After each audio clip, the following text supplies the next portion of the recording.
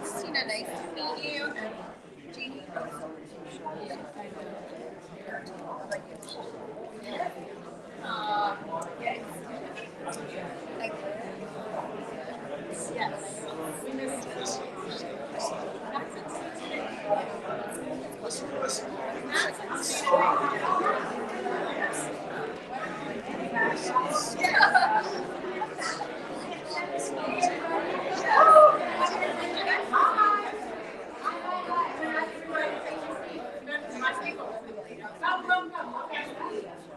We're going to be respectful of everybody's time tonight. Hello, I'm Carrie Turner. I am the Executive Director of the Asbury Park Arts Council.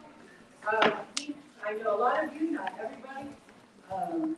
We really appreciate you coming out tonight to see this presentation of a draft arts and culture plan that's been worked on over the past 7 months. I'm going to let Eric really walk you through the nuts and bolts of it, and he will stop along the way and take questions. We are trying to get out of here by 7:30. So, you know, we don't have a 3-minute clock like City Council, but we are certainly here to get feedback and your reaction, especially if you have not yet seen this. So, with that, I would like to introduce Eric Gallipo.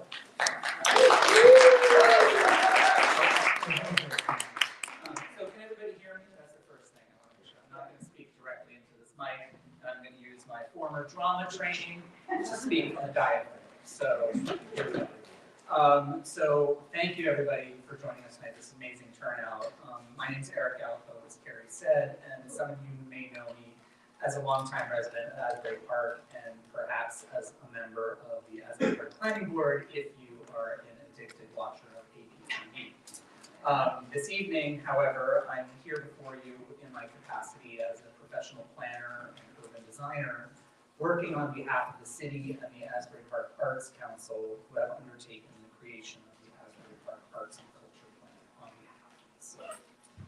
Now, before we launch into the presentation, I want to make sure to thank the library staff and the library itself for hosting us this evening. The service and space you provide to our community is invaluable and essential, as we thank you for all that you do. So I'd like to briefly review our agenda this evening. I'm going to do a little bit of an introduction about what the plan is and how it came about, talk a little bit about the community context, the goals and strategies that were developed, and the recommendations, and talk about what happens next. As we proceed with the presentation tonight, I'll stop at multiple points to allow for questions and brief discussion. We'll do our best to cover everything. So I'm going to launch in, but you'll see where those opportunities for questions and comments are. The Arts and Culture Plan is an endeavor undertaken by the City of Asbury Park in conjunction with the Asbury Park Arts Council, Monmouth Arts, Monmouth County Department of Planning, and the New Jersey State Council on the Arts. My role has been to provide professional arts and culture planning services through my firm, FCA. We're a multidisciplinary planning and design firm with offices in Philadelphia, New York, and Orlando. Over the years, we've done arts and culture plans for municipalities and institutions, including St. Louis Garment District, Salt Lake City Arts and Culture Plan, the Ocala Arts and Public Places Plan, the New York Botanical Gardens Master Plan, the Military Park Partnership, and we're currently working on the Hoboken, New Jersey's first public art master plan. All funding for this project was provided through a Monmouth County COVID-19 Community Recovery Grant that's being administered by the Asbury Park Arts Council. So when somebody asks you how much did this plan cost the city of Asbury Park, you can respond confidently, $0. So that's good news. I just wanted to make sure to cover that. The first question that I'm going to address this evening is why an arts and culture plan? And so to be specific about Asbury Park, the 2017 City Master Plan defined a 10-year vision for the city as a place with a thriving arts community, a year-round economy, modern infrastructure, expanded community facilities, and outstanding quality of life for its residents. There was also a specific recommendation in the master plan that the city would complete an arts and culture plan that would inventory arts and cultural assets, identify areas most suitable for arts and culture, and identify the uses, programs, and actions necessary to support a healthy cultural ecosystem. Beyond policy reasoning, arts and culture plans can be powerful tools for cities and communities to foster community cohesion and civic pride, identify gaps and opportunities in the city's cultural landscape, leverage arts and culture as generators of economic development and employment growth, and enhance the quality of life of residents through inclusive community-based arts and recreational activities. Over the past 8 months, the planning team has been guided by a steering committee comprised of representatives from the Asbury Park City Council, Planning Board and Zoning Board, the Asbury Park Department of Planning and Redevelopment, the Asbury Park Arts Council, Monmouth County Department of Planning, and the New Jersey State Council on the Arts. This steering committee received regular updates about the research, data gathering, and community engagement activities of the planning team. They've also been directly involved in guiding and providing feedback on goals, strategies, and recommendations that are the outcome of this planning effort. In addition to working with the steering committee, the community and the public have been consistently involved in the creation of this plan. Over the past 8 months, we have spent significant effort learning about the individual attitudes about arts and culture, as well as community perceptions about what more is needed. In the pursuit of that, we have received 153 responses and counting to an online survey, conducted more than 20 interviews with representatives of city government, nonprofit, the school system, and others working in arts and culture throughout the city. We've conducted 5 focus groups that included more than 50 local creators and producers of cultural and community activity. We hosted an open house at Blackbird Commons in December with more than 80 community participants that provided feedback on the specific strategies and recommendations of the plan. And over the past year, we attended many community events and gatherings where conversations with community members rounded out our understanding of the cultural landscape and community needs. The cards you see around this screen were gathered from community members and give you a flavor of how important arts and culture is to individuals and the community at large. Overall, we can identify more than 550 individual touch points that have augmented the inventory and research components of this planning effort. This is the first time I'm going to stop and ask if anybody has any questions or wants to ask something. Eric, I'm sorry, I'm gonna grab chairs and questions. That's what we're doing. Everybody. Well, you can come sit right down in front. It's not uncomfortable at all. Make sure. You don't wanna sit in the front, but just sit. All right, so. Yeah, so I'm gonna, no problem. So I'm just gonna keep on going to make sure we stay on time here. Tonight's presentation will focus primarily on the recommendations of the plan, but I'll also present a summary of some of the data and findings that were important in determining the strategies and recommendations.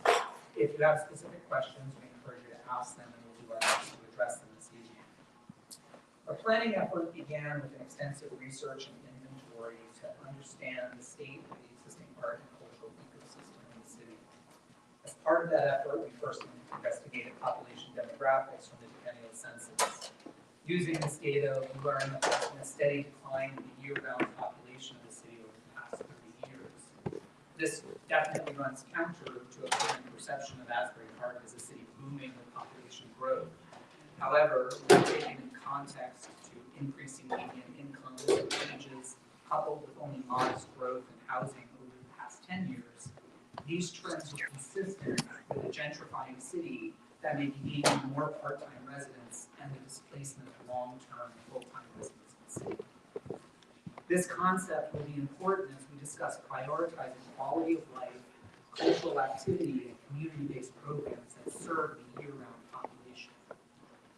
We also undertook an extensive inventory of the cultural assets that exist throughout the city. This mapping and research showed a significant level of art and cultural activity across all sectors, parts of the city. In this study, we were able to identify over 180 individual creators, organizations, and related to arts and culture, 80 venues, places, and facilities where arts and culture are produced, and over 60 recurring programs and events that provide a strong sense of Asbury Park as a significant contributor to regional arts and culture. It's important to note that we do not believe we have captured every person, organization, place, or event happening in the city. This inventory is a starting point that should be maintained, augmented, and improved as the arts and culture plan is implemented by the city and its partners. Both the inventory and community engagement activities of this effort revealed some important findings about the state of the city's community facilities and programs. When considering non-commercial activity and its relationship to the residential community, we paid special attention to the resources available through community facilities.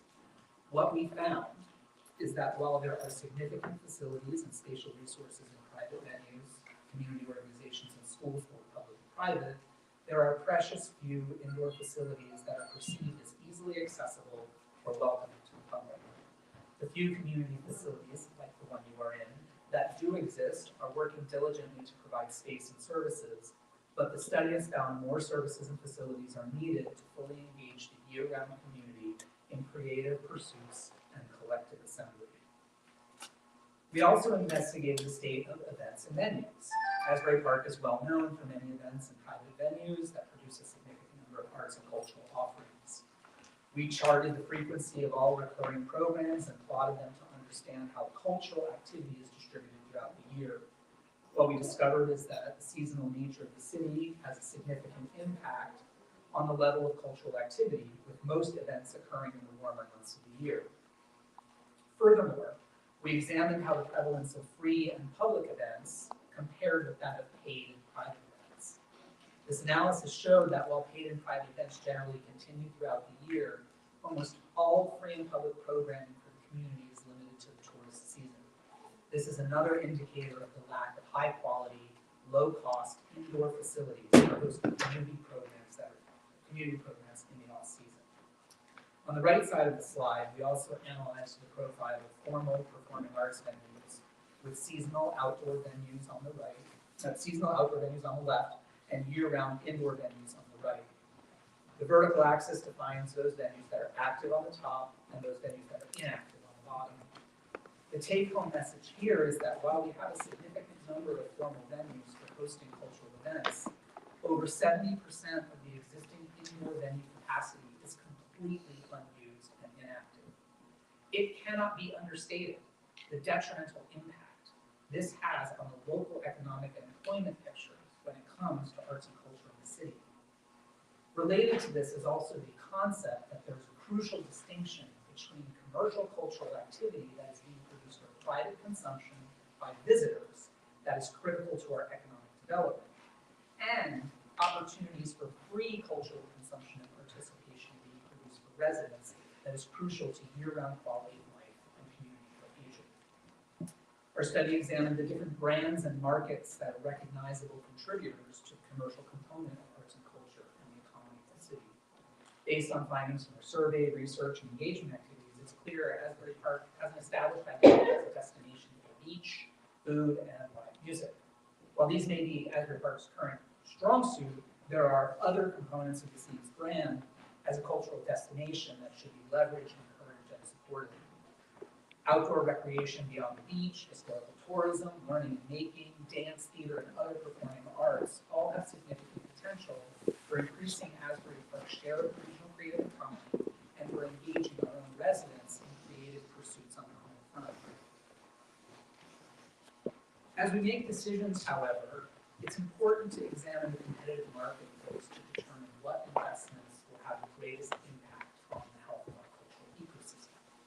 For example, Despite the heroic work of various performing arts and theater organizations, the city does not currently have a functioning fixed-seat venue capable of hosting a full-scale theatrical production. While redevelopment of existing inactive venues such as Convention Hall, the Savoy Theater, and the Kenneth Building downtown may fill some of those gaps, they would be entering an extremely competitive performing arts landscape, both within the county and the region. This map shows just some of the functioning formal performing arts venues located within 20 miles of the city. Furthermore, the major performing arts markets in Philadelphia and New York create an even more challenging environment for sustaining such venues within such a competitive environment. The message here is that, at least in the short term, the private market is going to determine the need for formal venues, and the city's investments in arts and culture may be more impactful when they are focused on the quality of life of residents and their access to collective assembly and creative activity. And speaking of the city, private and nonprofit sectors, our study revealed that more coordination and collaboration is needed to assure people are aware of the resources, facilities, events, and programs available to them. Each sector has a role to play in organizing activities that are the result of leveraging our significant spatial assets, securing funding, and connecting creators with audiences. But both the public and private have a role to play, with more coordination necessary to navigate the complicated infrastructure that has grown up around cultural activity and public space over the years. So I'm going to take a pause here, and that was a lot of information. Give anybody who has a question or a comment an opportunity to chime in. Yes, Ms. Jones, please. One piece of information that you neglected to mention that has been a regular theater and dance or performance venue has been the Paramount Theater. That has been utilized up until COVID. It is currently inactive. However, It is currently inactive. up until COVID, Yes, I'm aware of it. all right, it has been used annually It- and 2-3 times a year plus, including used by the school board system. Absolutely. The Paramount Theater has been an asset that should be returned to current use. It is currently inactive. And there is no Savoy. So that saying it's currently inactive doesn't count because those other are not either. Well, it's not inactive, it's closed. Right. That's a whole different meaning. Inactive. Yeah.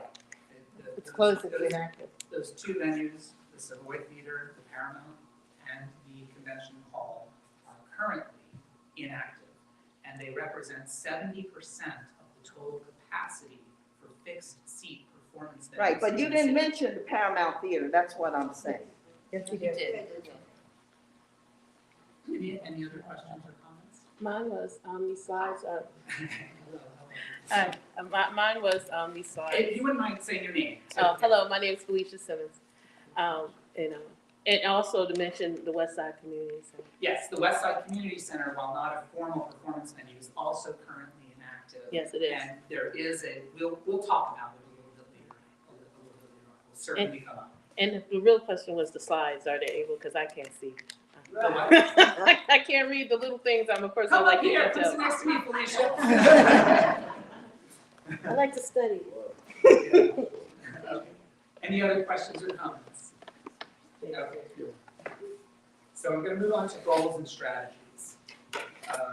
Once we had a firm understanding of the arts and cultural ecosystem of the city, we continued engaging the community and our steering committee to develop a set of goals and strategies to define a vision for the future and establish how the city and its partners can address gaps in space, funding, community services, policies, and programs related to arts and culture.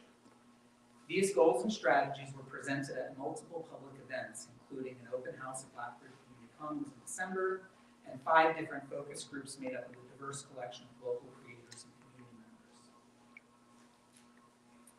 That engagement and testing of ideas allowed us to settle on a broadly supported set of 4 goals for the arts and culture plan. Those being augmenting the year-round quality of life, expanding the cultural production ecosystem, fostering inclusion, community cohesion, well-being, and lifelong learning, and supporting tourism, creative enterprises, and the cultural economy. The plan also identifies 4 strategies that create a framework for meeting those goals: Strategy 1 is to provide resources, facilities, and programs for individual creativity, recreation, and lifelong learning. Strategy 2 is to align development, land use, funding, and other policies to support tourism and the homegrown creative economy.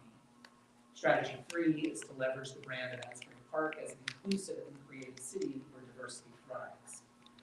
Strategy 4 is to transform streets and public spaces to support next-level art and cultural activity. I'm going to stop here and give anybody an opportunity to ask some questions. Yes, Tyler. Say your name. Shane Muller. Shane Muller. Can I ask you, if anybody knows, the space that is above the iron rail, the amphitheater, or whatever it is, what's the status of that? Well, that is owned by Madison Marquette, and they are the primary programmers of that space. The city does have a certain number of days during which they can program that space. I believe it's 4 days a year that the city can use. And I believe the first time was just this past summer when the Asbury Park Marching Band, Concert band. thank you, used that space to do a concert. That's the status that I Yes, I remember when it was the Howard Johnson. Yes. What about the Trinity Church, since I know that there are a lot more community-oriented events that are being held there, so. Absolutely. Trinity Church is in our inventory. We counted every church and community facility that we could find. We're aware to some extent of the general facilities that are available within those spaces, and we're also aware that they contribute broadly to the cultural landscape of the city. Matt, right? Yeah.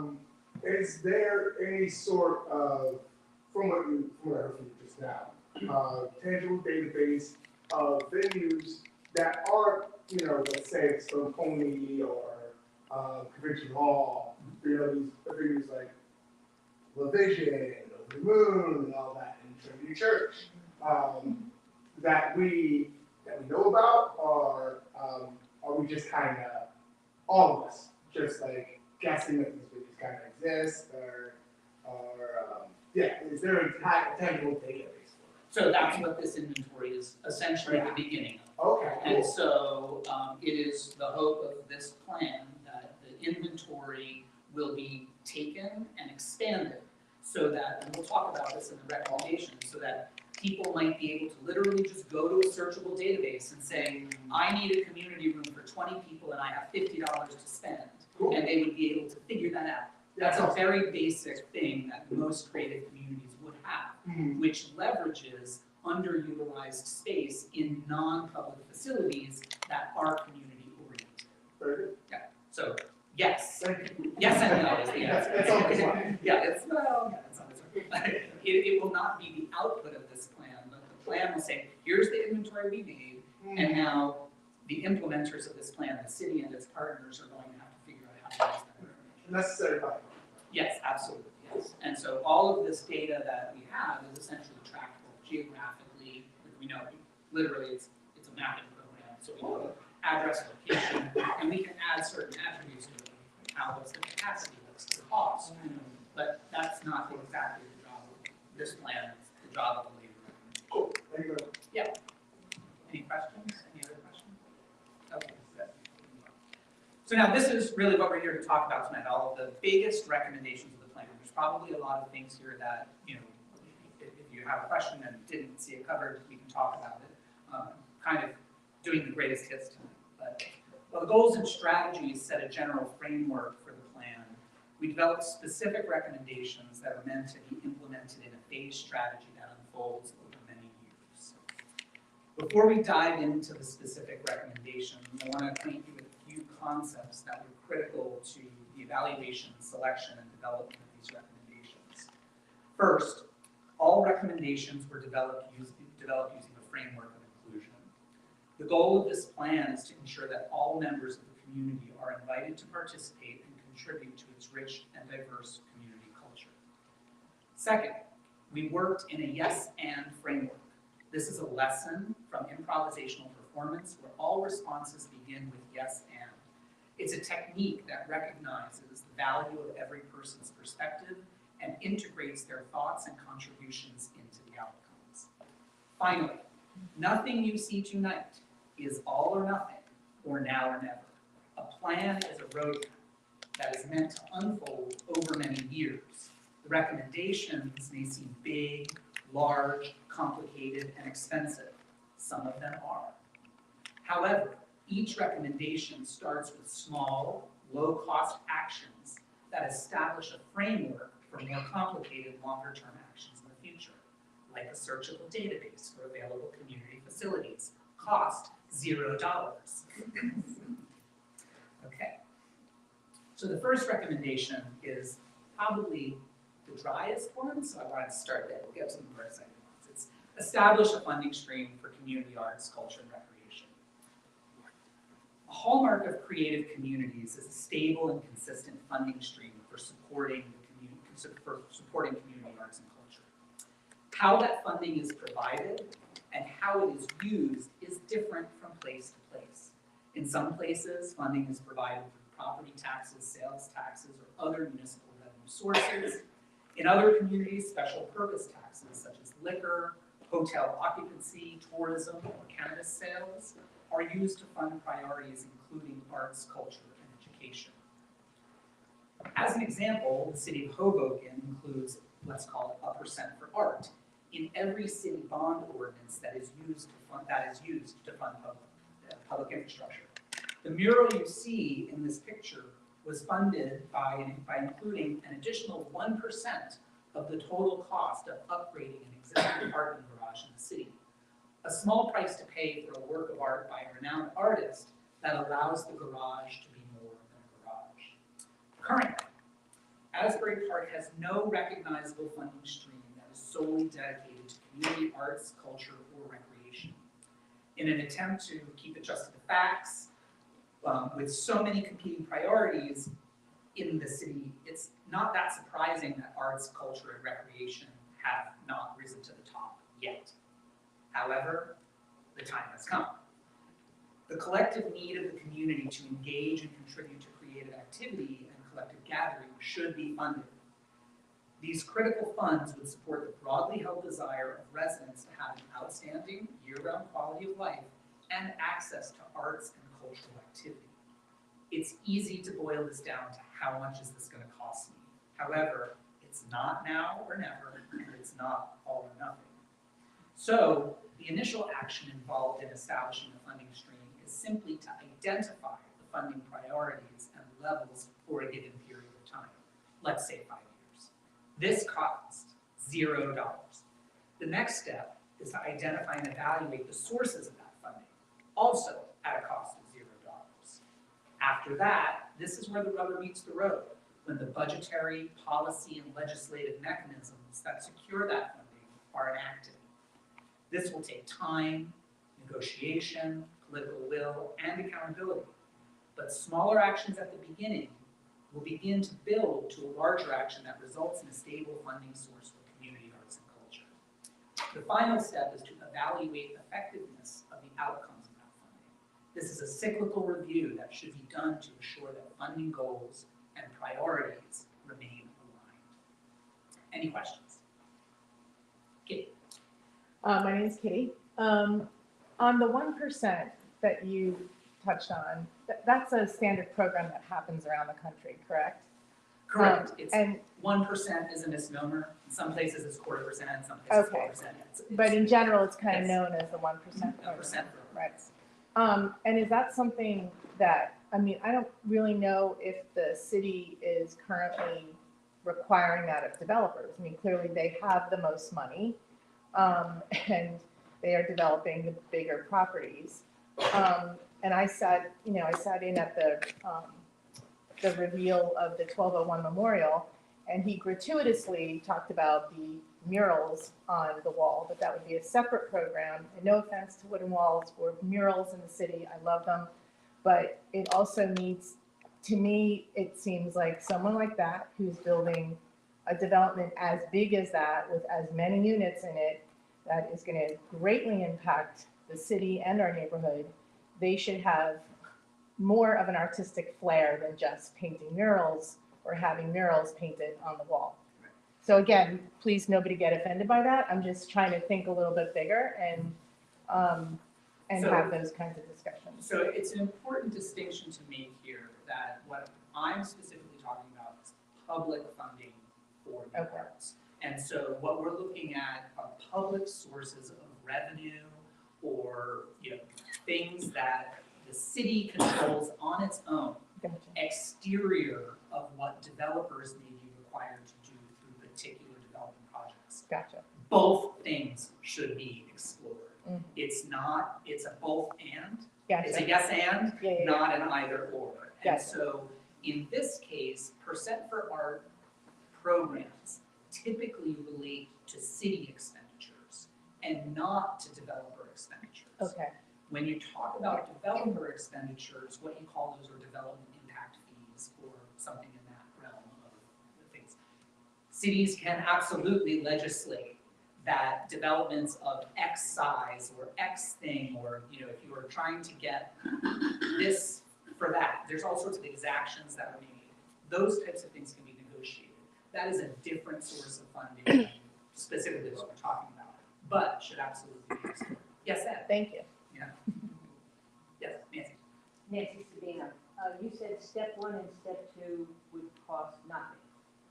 Who would be doing it? That's a good question. It would, it's really the city infrastructure doing it. So it is the cost of paying our professionals and our city councilors who aren't paid, to take up the banner of figuring out where in the public budget that money comes from. There are sources that do remain untapped that could provide some of that funding, like a percent for art. For example, we just funded $22 million for a firehouse. 0.25% of that cost would have netted $50,000. That's a lot of money for a community that currently has no budget line item for arts and culture. I'm not saying that was wrong or not, but that's just what we're talking about. The city floats bonds all the time for infrastructure projects, for operations, for paying debt, for whatever it is. Lots of cities say, okay, we need to take a small slice of every one of those and make sure that it's going towards arts, culture, recreation. We're suggesting that that's the problem.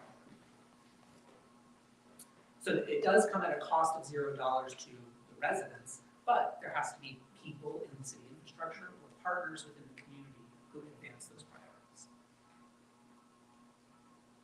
Any other questions? Yes, Nate? The city has an urban enterprise zone. I'm Tom Gilmore. Hi, Tom. How you doing? The city has an urban enterprise zone program that I think in 2014, state stopped funding, giving the city, all the cities, money back. Since that time, the cities are getting money back right now, and that's money that was never in the budget. There's a lot of projects that could be utilized. This happens to be one of them, that money can be used for. So there's a way that the city council could dedicate a portion of that money to this initiative. In the time that the program ended, the city was getting close to $1 million a year on that. The program hasn't been to work, since that time. Consequently, whatever they're getting today, they could be getting a lot more money if they dedicated making that a priority within the city. Absolutely. And yes, and it's another example of the untapped sources that exist out there. The plan acknowledges the need to create a funding stream. The plan cannot, from this perspective, solve or answer how it's done. What it does is provides that roadmap for starting the conversation, the process, and then getting to that point where you enact what's necessary to make it happen. That's another great point of the UEZ urban enterprise zone money. Yeah. It's out there. There are grants. There are state, county, federal level grants that could be. Oh. Heather. I'm sorry, I kind of want to this, but you talked about prioritizing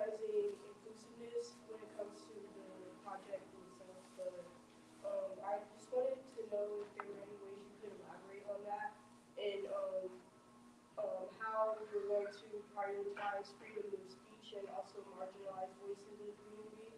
Yeah. Can you clarify for me what you mean by the project?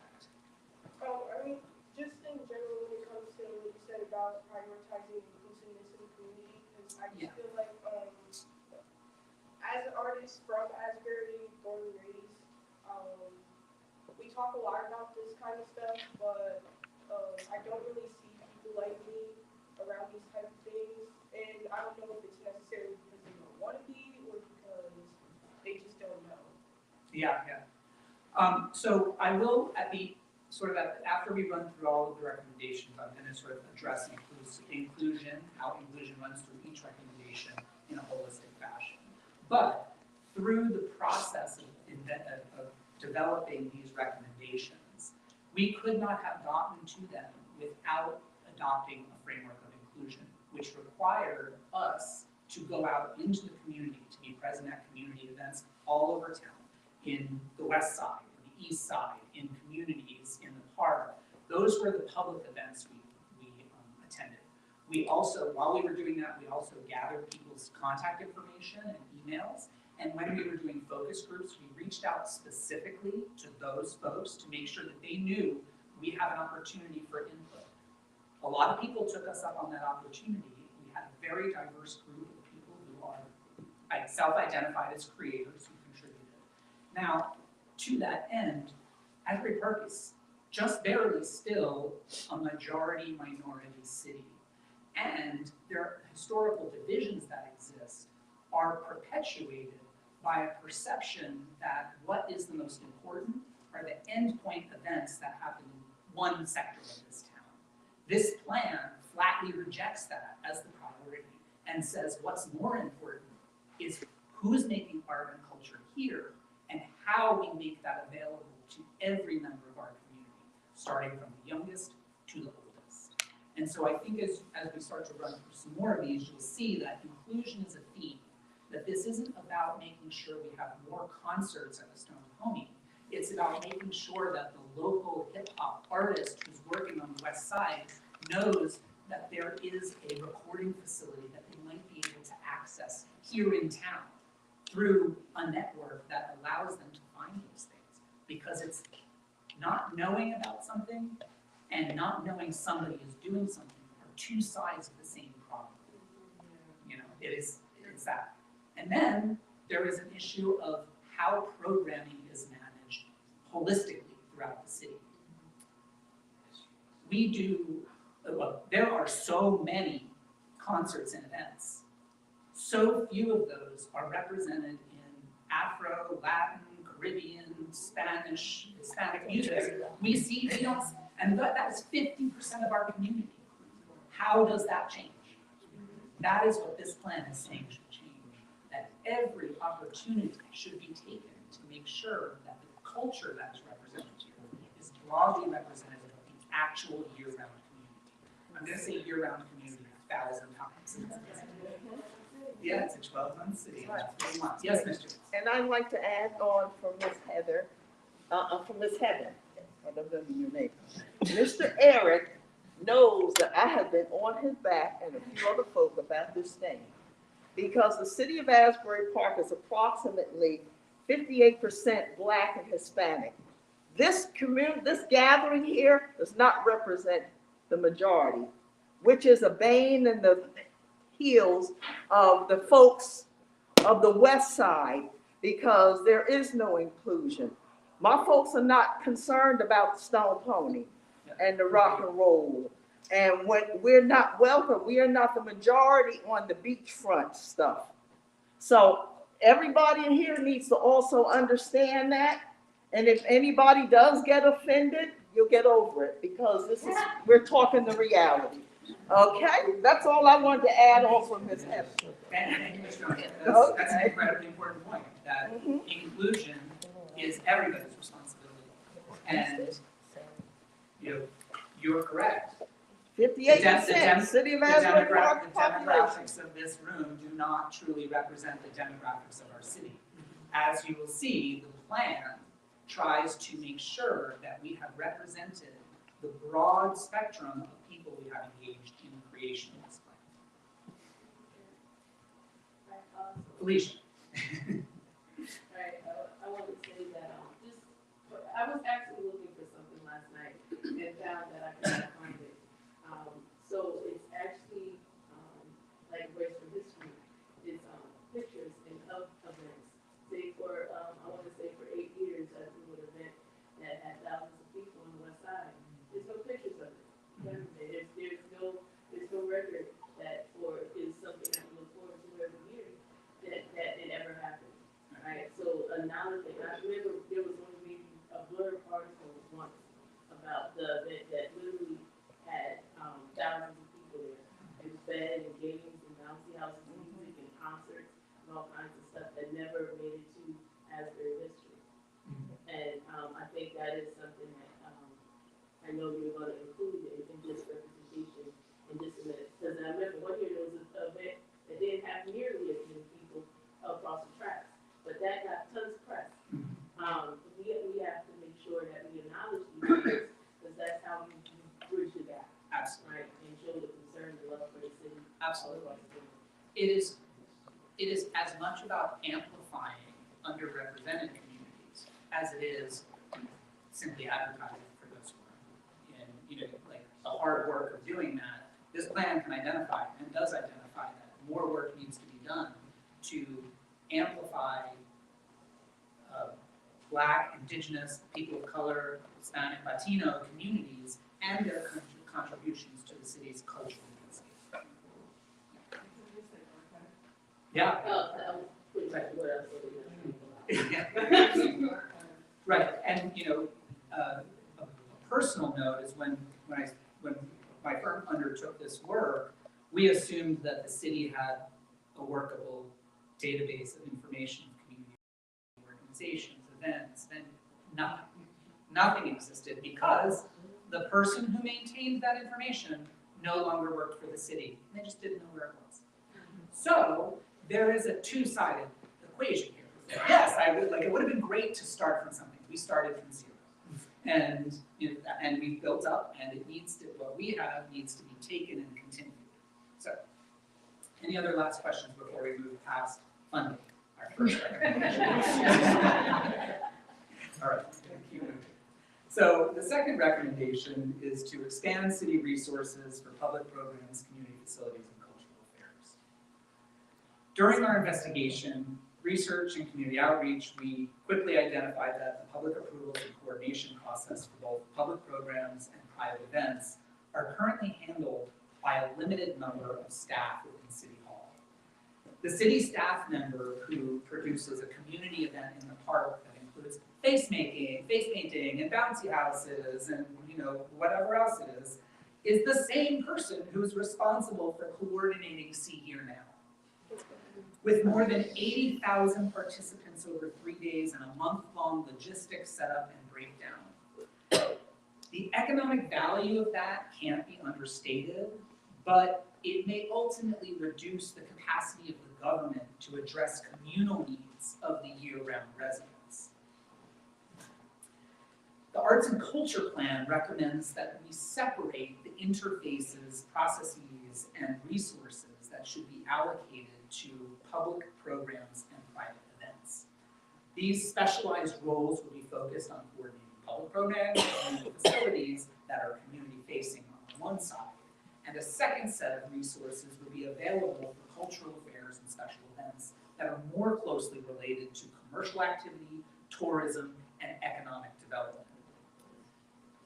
In addition to providing specialized management of public and private programming, there is a need for the active management and programming of our community facilities, including parks and open spaces. The story here is similar. The heroic Department of Public Works is responsible for everything from potholes to stormwater infrastructure to beaches and public parks and street signs and streetlights. In the short term, it's possible to create a division within the Department of Public Works that is responsible for maintaining parks, open spaces, and community facilities. To start, this division would interface with the Public Programs and Community Facilities Coordinator I discussed just a minute ago. Over the long term, it probably makes sense to merge these functions into a formal Department of Parks and Recreation that is responsible for maintenance, operation, planning, and programming of all public spaces, community facilities, and parks throughout the city. This is very common in many cities, in Monmouth County, in the state, and in the country. Typically, departments of public works focus on infrastructure maintenance. A Department of Parks and Recreation is focused on public programs and public facilities. And a separate entity is responsible for cultural affairs that are coordinating privately produced events in public spaces. Again, this doesn't happen all at once. There are near-term actions such as maximizing the use of existing spaces in schools, churches, and communities. This may start with developing a searchable database for people to provide venues and locations to host their community-based events, including public programs produced by the cities. This has a cost of $0. Next, we differentiate the resources for public programs and private events to provide clear mechanisms for supportive community activity and the private cultural activity that drives our city's economy. Over time, departments can be restructured to provide a specific focus on how public spaces and facilities are managed, maintained, and programmed, culminating in a Department of Parks and Recreation that provides a comprehensive management framework specifically focused on inclusive community arts, culture, and recreation. Any questions? Ms. Jones. Does that include diversifying the Arts Council itself? The Arts, yes, and, yes, and. The Arts Council is a private 501c3 organization.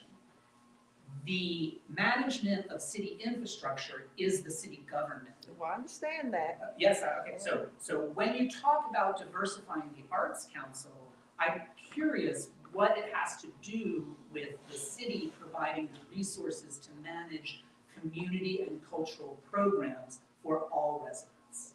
Well, when we talk about the Asbury Park Art Council, we see it as a figurehead, as a informal figurehead of that entire body and structure. Of the city government. Yes. That's a perception.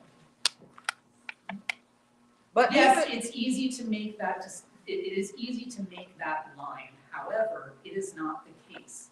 The city and the Arts Council are completely separate entities. Okay, so before you go further, who appoints the Art Council? Who appointed and organized the Art Council? The Arts Council is a 501c3 organization that formed on its own and chartered itself on its own without the involvement of the city government. Then there's some blurring and unblurring that needs to occur because the community perception is not such that. And when you've been doing the focus groups and the involvement in community outreach and getting information, the Arts Council has been the face and the body representative doing that. That's correct. As I stated at the beginning of this presentation, the Arts Council secured the funding as a 501c3 organization through the COVID-19 Community Recovery Grant to produce this plan. They approached the city and said, we've secured funding to do an arts and culture plan, which the city master plan recommends. The city agreed that the Arts Council, under the direction of the city, would produce that plan. And that goes back to what I said, just as a sidekick thing, for the folks involved of the Arts Council here, diversify the Arts Council, so that it's more representative of the community. Absolutely. Thank you. Yes, Alicia. Mine is that sure, and I think pretty much what you're saying in that picture is that there should be a city arts council that is diverse, that is completely under the city and not part of the third part, the second party entity. I think the underlying rhythm of that, what that is saying, and that specific piece, right, it could be, the committee, even though I have substance and programs, but having a streamlined, diverse part of that should be under the charter of the city. Yeah, so I think that's I think that's. I'm gonna do a little bit of clarifying here, or I'm gonna try, I hope. So yes, and Yes, the city needs to do more to actually coordinate artistic and cultural activity for residents. Great in favor. This, what I've just presented, expanding city resources for public programs, community facilities, and cultural affairs, is that. It's not typical that cities have their own arts councils. It is very typical that cities have departments of cultural affairs and departments of parks and recreation that coordinate their activities to make sure that community cultural and community facility activities are done in conjunction with some sort of broader vision for arts and culture in the community. So yes, this is sort of addressing that, maybe in slightly different words. Yeah, that's what I was saying, I thought I seen the spirit woven into this, of saying that it's needed. Yes, the city must absolutely define and specialize the resources available to community programs and private programs so that there's adequate capacity to actually assist the community and create programming for the community, and capacity to facilitate the private events that are the basis of a huge part of our economy. And I think what, Ms. Jones was, implying that there should be an avenue to make sure that is diverse and accessible to the community, just the whole. Right, so those would be city employees, so, yes, city employees should be diverse and representative of the city. At least, well, that's also, I'm sorry. No, you're fine, you need not apologize. We have, Ms. Clayton, Councilwoman Clayton's head of it, quality of life. Quality of life We have, committee. committees, and we have specific different committees that are special for us. So maybe aside having a committee that is tied to these, administration component, that can give some input, that can just give a little, just a little pump that shows, to make it diverse enough that people know that it's there, that it can be utilized and that, Sure, thank you. Yeah, we can make a note and figure out how to tune the language. I'm gonna come to you next, Matt. More of a statement. Yeah, sure. As an artist in the city that's grown up in the city and hasn't always gotten the opportunity to showcase their art, I am empathetic to the hurt that a lot of us, as those artists, as Black or people of color artists or Indigenous artists, can be feeling or do feel. Yeah. I also believe that hurts and that pain, not that it should have to be, but can be used for progression, can be used to move forward. I also have seen, as hard as it is to believe, people reaching out to progress that, to diversify. There is a public arts commission, guys. Thank you, Jeanette. Appreciate you. That is working to bring that, not even bring that diversity already exists, but to illuminate that diversity. And I know that it's very hard as people that have, not once again always had that opportunity or that have been hurt to trust and believe. It's also free. It's also free. $0. Thank you. Thank you. We had they kind of touched on everything, but I was just some sort of liaison between the Arts Council and, the department of whatever it's gonna be named, in terms of diversity would be very important. That way they always have, we are a nonprofit, but a voice in their ear. right. Is there anybody here from the city? Because that would be No. pretty important. Shocker. That would be, They were all invited and aware of this. okay. All city councilors were invited. That further says something. Who's here from the Arts Council? They're all here. They're all here. Raise your hands, I know who you are, but raise your hands so the folk know who you are. Got the shirt on. I forgot my shirt. I mean, did city council or the mayor, anybody say that they were going to come? And, I mean, Yes, you guys the must have mayor and invited city- them. The mayor and city council all received individual briefings of a very similar nature to this presentation prior to. Did they I mean, did they? They endorsed this presentation. You also said it at the last council meeting. And I also presented, and I also did an abbreviated version. Right, but it would be nice for them to be here to listen to what the community has to say in response to this. So. I encourage everybody to go to next week's city council meeting. Put them on blast.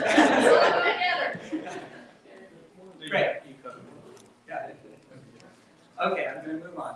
Everybody's okay. So the next recommendation is for the city to engage a cultural resources partner. I think some of what we've been talking about prior to this is leading to this. I love how you guys sort of giving me a great segue into this piece. So over the course of this planning effort, we've met many creators and members of our community who identify as creators. This is Taisha Newman, a writer, editor, fashion designer who lives here in the city. Connie Freestone, a photographer who couldn't be with us tonight, but wanted to. And Anthony D'Amato, a nationally recognized recording artist and actor. Some people know him as Remember Jones. Each of these people is at a different stage of development in terms of how their creative pursuits are becoming their livelihoods. However, each of them expressed the same conundrum. Despite high levels of creative activity in town, it's hard to know what other creators are doing, difficult to find production or rehearsal spaces, and there are limited resources for creators to connect to funding, audiences, and collaborators, especially if they are coming from underrepresented and disadvantaged backgrounds. Other cities that experience this type of problem have developed what are called creative resource partnerships. Typically, this is a nonprofit organization or partner that coordinates the facility and facilitates cultural activity on behalf of the city. I feel like these are one of the words that were just used here. This may include networking, grant-making assistance, creative enterprise incubation, and coordination of resources. They act as intermediaries between the public, the creative community, and the city. In some cases, the organizations may also interface with specific departments of the government, including the Public Art Commission or a Department of Parks and Recreation that is responsible for public programs. Regardless of who the organization is, the presence of a viable partner to provide these services to the public is deeply needed by the members of the creative community throughout the city. The process begins with the city defining the types of resources and services that are needed. I mentioned some of them. Next, the city defines their relationships and responsibilities they are looking for in their partner organization. Next, they determine how funding is provided to secure those services. And finally, they formally establish the partnership through a request for proposals and a formal selection process. This result is a community hub for cultural resources and information. Any questions? Kitty?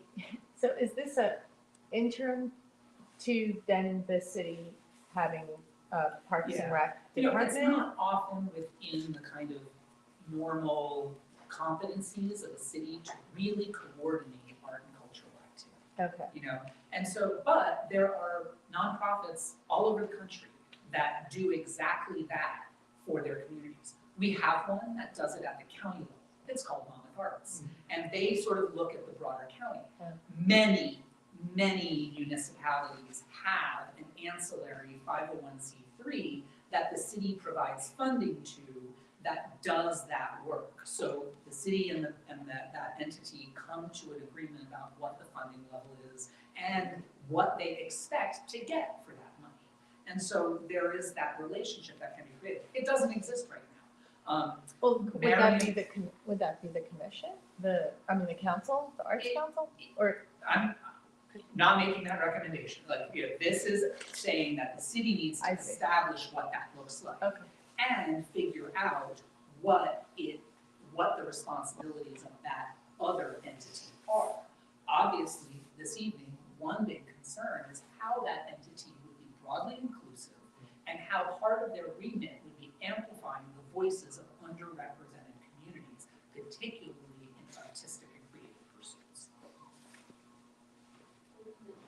I'm going to come back to you one second. There was a hand that shut up first. Sorry. Hi, I'm Julie. Hi, Julie.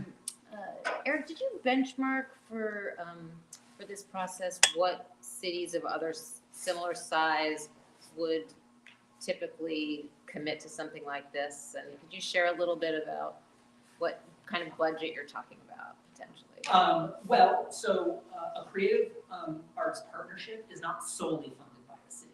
The city generally provides a portion of that funding, and that creative arts partnership does all of the fundraising, granting, and that it can do to fund the rest of its operations. Asbury Park is a city of 15,000 full-time residents. That is not representative of the actual number of people who live here. The population density of Asbury Park is much more commensurate with a city like Hoboken or Jersey City. We're actually on par with that for population density. And those cities spend hundreds of thousands of dollars a year on their creative arts partnerships. That is funded through some of those things that we talked about earlier. A percent for art, whatever that public funding stream for the arts that is established could very well be used for this type of thing. So all of these recommendations are a little bit interrelated. Like, we need to have funding that is for arts and community culture and recreation. We need a cultural resources partner. And within the city government, there needs to be specific resources who are meant to manage community programs and private commercial cultural activity. It's a comprehensive approach, sort of like three-legged stool here. Yes? Can I just say, do we have an office of cultural affairs? We do not. Because that's another, coming from Jersey City and New York. Yep. Yeah, I mentioned that earlier, that typically there are three components, which would be the Department of Public Works maintaining infrastructure, the Department of Parks and Recreation maintaining community facilities and community programs, and then the Department of Cultural Affairs, which is more interfacing with kind of the economic development side of cultural activities. Right, yeah. Yeah, exactly. Yeah, so you're, yes and. Yes, yes and. Felicia. Heaven has her hand up. In fact, they've been up for a while. Yes. Heaven, go. I was gonna say, when it comes to business owners in Asbury and how they benefit directly from the arts and culture in Asbury Park, do you think that they're playing their part? Do you think that they could be playing a bigger part when it comes to funding or fundraising? Is there any way that we can reach out to them and ask them to do more, or do you think that they're doing a lot? I'm gonna hedge here and not, I'm not gonna take a stance on whether or not I think they're doing enough or a lot, but I do think that there are lots of creative businesses in town, and these are small business owners, just like any other person. And so the capacity they have for doing, extensive fundraising or funding of third-party sources may be quite limited, even if you perceive that business to be highly successful. However, there's a lot of drinks that are sold in town that 5 cents a vodka and tonic, we'd be rolling in Van Goghs and Degas. So there are ways that businesses could be, tapped for those things. Whether or not it's the small business owner versus the big business owner, that's a different question. I hope that doesn't seem like a cop-out, but I mean, it kind of like answers both sides of it. yeah. I mean, I don't want to say if people are doing enough or not enough, because I can't speak to that particular thing. Yes, Alicia. I see that one, and because of the piggyback what Joe was saying, and community, why does it have to be one instead of a position that needs to be filled? Asbury Park is the only urban hubs in Monmouth County, and only centrally funded actually, only one in entirety, the city as whole. So in the diversity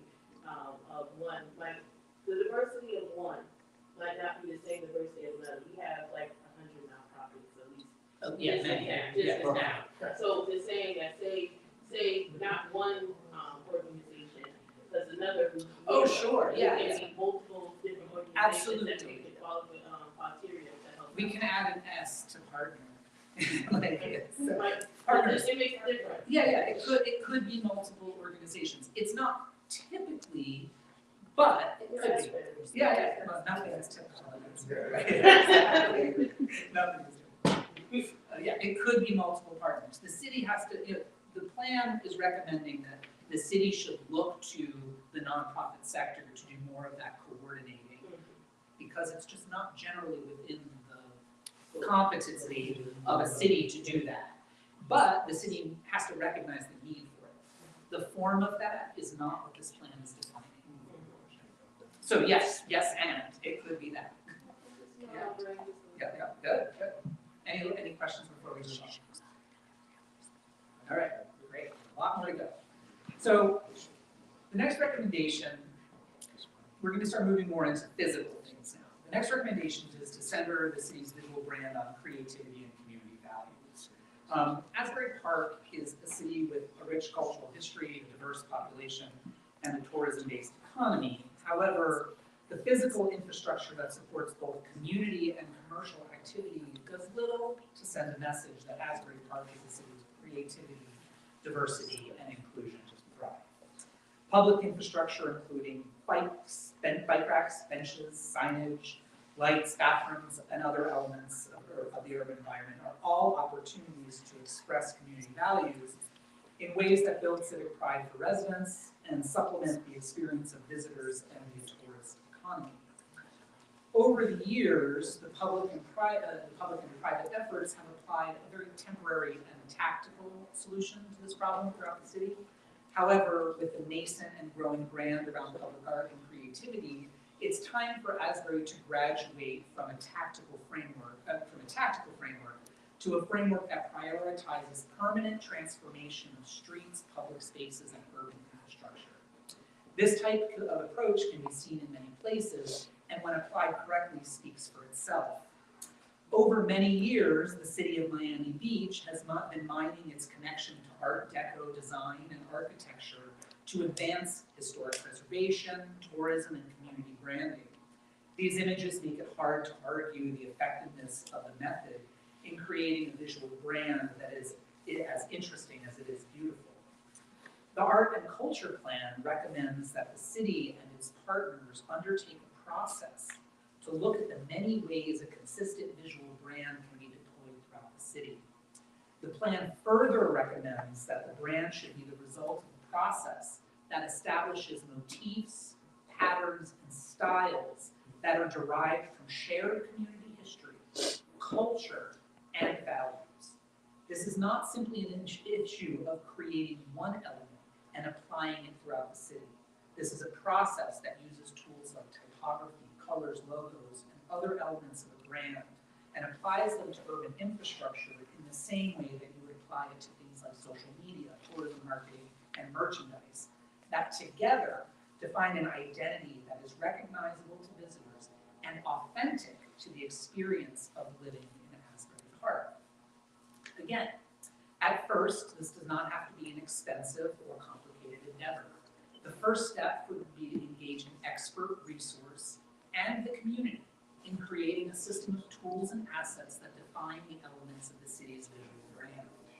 Then the city can look at the cycle of infrastructural renewal and develop a plan for integrating the visual identity into every project the city undertakes.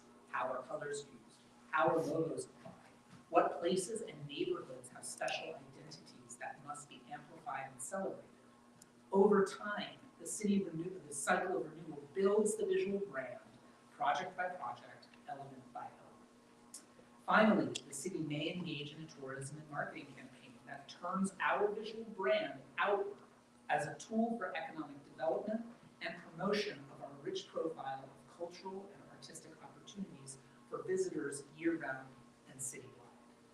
Any questions? That one's easy. Right. All right. The next recommendation is to support and connect cultural nodes and community gateways. In researching cultural activity within the city, it was apparent that there are currently 3 recognizable cultural districts. The Waterfront District, generally focused on tourism and entertainment. The Downtown District, generally focused on arts and commerce. And the Springwood District, generally focused on community culture and activities. The plan makes general recommendations for each of these areas, including the establishment of community focal points, expanding placemaking and programming, and incentivizing specific uses that augment the different functions of each district. The Springwood Community Cultural District has many educational, open space, community facilities, and community organizations centered around the intersection of Atkins and Springwood avenues. Signature streetscaping and urban design in this area could augment the emerging community focal point and establish an important community gateway, cultural gateway, on the west side of the town. The city should also continue to incentivize the development of housing, particularly affordable housing, to assure that housing supply is keeping pace with demand, especially as it relates to retaining existing residents. Within the downtown district, the traditional commercial environment can be augmented by establishing clear focal points that allow an increased level of public programs and events. The art and culture plan suggests that there are significant opportunities to create streetscapes on Main Street, marking the entrance to the core of the commercial area of the city. Deeper into the district, Press Plaza could be transformed into a public space that is capable of hosting events and community gatherings. This would include an upgrade of the streetscape design that allows the street to be temporarily closed to traffic and used for events such as concerts, markets, and events. It's important to mention that these public programs and events should engage all members of the Asbury Park community. This means procuring and producing events and partnerships that showcase local talent, homegrown enterprises, and are broadly representative of the ethnic and racial groups that make up our year-round population. The city should also continue to work with existing landowners on redevelopment projects that augment the profile of cultural uses and venues within the downtown district. This may include revisions to zoning, redevelopment plans, and incentives offered for the inclusion of community and cultural uses. Within the Waterfront Entertainment and Tourism District, existing spaces along the boardwalk and Ocean Avenue could be significantly improved to support placemaking and programming. In rethinking focal points on 4th Avenue and Asbury Avenue, the city has an opportunity to provide a greater level of free programming that appeals to residents and visitors alike. As these spaces are transformed to support greater levels of artistic and cultural activity, it's again important to remember that programming of these spaces should seek to amplify the contributions of local creators to the collective community identity, be it busking, performance, public art, or general community activity. In other words, the waterfront, the city's greatest economic and open space asset, should feel authentic and inclusive to the entire Asbury Park community. In addition to thinking about the 3 cultural districts, that there was also a recommendation in this 2017 City Master Plan that suggested the creation of a new arts district along Asbury Avenue, shown in red here. Given what we learned in this study, the Art and Culture Plan will not recommend this approach. With 3 functioning art and culture districts in the city, the establishment of another may dilute the impact or the focus of existing cultural nodes. What this plan does recommend for this area is the establishment of a signature community gateway as the primary vehicular linkage for visitors arriving from the broader highway system. This area can be improved to establish a signature entryway into the commercial, culture, and community context of our city. In addition to streetscaping, public art, and other creative expressions in public space along this corridor, the surrounding area can be an important reservoir for housing that is crucial for retaining existing residents and live-work housing that combines living and production facilities for small-scale creators working within the community. Beyond the different ways of supporting the existing cultural districts in the city, it's important that each of the districts feel they are part of a comprehensive whole, rather than isolated and independent from each other. So the plan recommends the establishment of the West Side to Waterfront Art and Culture